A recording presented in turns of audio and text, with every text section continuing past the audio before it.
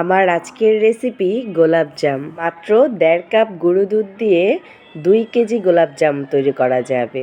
বিশ্বাস হচ্ছে না? চলুন আপনাদের সাথে রেসিপিটা শেয়ার করি। আজকের রেসিপিটি খুবই সহজভাবে দেখানোর চেষ্টা করেছি। আশা করি আপনাদের সবার কাছেই রেসিপিটি ভালো লাগবে। গোলাপজাম তৈরি করার আগে প্রথমে শিরা তৈরি করতে হবে। চলুন শিরা তৈরির কাজে লেগে যাই। প্রথমে ২ কাপ পানি আর ২ কাপ চিনি আমরা জাল করে নেব। সর্দি লেগে আমার গলা ভেঙে গেছে, তাই আপনারা আমার ভাঙা গলাটাকে ইগনোর করার চেষ্টা করবেন। সাথে দিয়ে দিব ৩টি এলাচ। এখন আমি দিয়ে দিব ১ চা চামচ লেবুর রস, যাতে করে আমাদের শিরাটা খুব বেশি আঠালো না হয়ে যায়। শিরাটা জাল করে নেওয়া হয়ে গেলে আমরা চুলা থেকে নামিয়ে নিব। একটা বাটিতে নিয়ে নিচ্ছি ১.৫ কাপ গুঁড়ো দুধ, আর সাথে দিয়ে দিলাম ১/২ কাপ ময়দা আর ১ চা চামচ বেকিং পাউডার। অবশ্যই বেকিং পাউডারই দিতে হবে, বেকিং সোডা ব্যবহার করা যাবে না। শুকনো উপকরণগুলোকে ভালোভাবে মিক্স করে নেব। এখন আমি এখানে দিয়ে দিব ২ চা চামচ ঘি। ঘি অবশ্যই দেওয়ার চেষ্টা করবেন।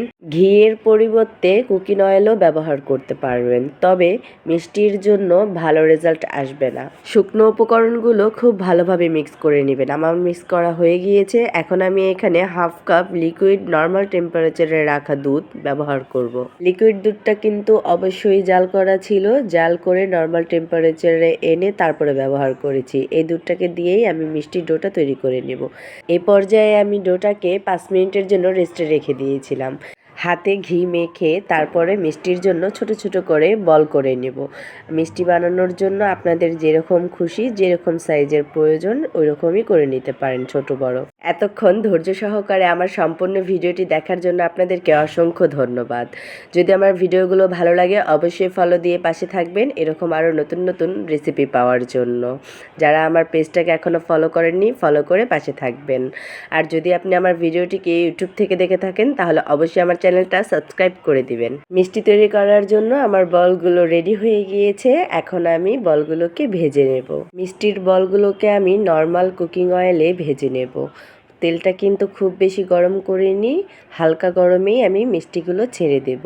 যদি আপনার মিষ্টির ডোটা পারফেক্ট হয়ে থাকে তাহলে অবশ্যই তেলের ওপর ভেসে আসবে, এই দিকে ফলো রাখবেন। একটু সময় নিয়ে অল্প আঁচে লাল লাল করে ভেজে নিতে হবে। খুব বেশি কালো করা যাবে না, আর খুব বেশি আঁচে রান্নাও করা যাবে না। আপনারা যারা আমার রেসিপিটি দেখে বাসায় ট্রাই করবেন অবশ্যই কিন্তু আমাকে কমেন্ট বক্সে জানাতে ভুলবেন না আপনাদের মিষ্টিগুলো পারফেক্ট হয়েছিল কি না, বা মিষ্টিগুলোর টেস্ট কেমন ছিল। যে মিষ্টিগুলো আগে আগে লাল লাল হয়ে গিয়েছে আমি ওগুলোকে একটা একটা করে তুলে নিচ্ছি, না হলে এগুলো কালো হয়ে যাবে। আসলে বাসার তৈরি জিনিসগুলো খুবই সুস্বাদু হয় আর অনেকটাই স্বাস্থ্যসম্মত।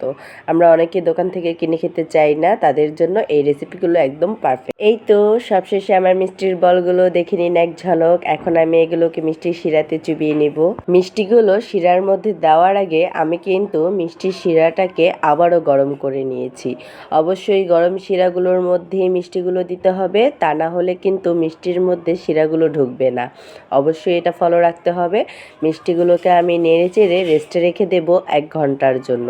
১ ঘন্টা পরেই আমার মিষ্টি তৈরি হয়ে যাবে। আমার মিষ্টির বলগুলো কিন্তু আমি খুবই বড় বড় করে করেছিলাম, দেখেছেন আমার মিষ্টিগুলোও কিন্তু খুব বড় বড় সাইজের হয়েছে। ১ ঘন্টা পরে আমার মিষ্টির লুক দেখেছেন কতটা লোভনীয়, আর মাশাআল্লাহ খুবই সফট হয়েছে। আপনাদেরকে আমি প্রথম দিকে মিষ্টি কেটে দেখিয়ে দিয়েছি। সবাই ভালো থাকুন, আল্লাহ হাফিজ।